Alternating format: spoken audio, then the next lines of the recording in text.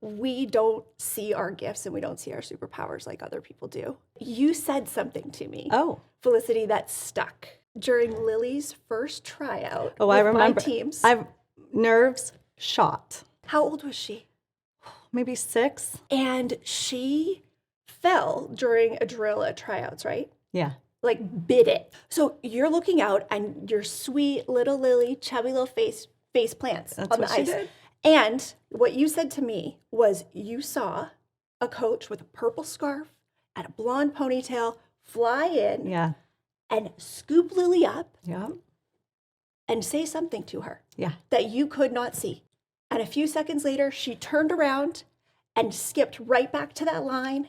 It was everything in me not to run with my shoes onto the ice and do the scooping myself. What I felt from you was you knew I was going to take good care of your Lily. Yeah.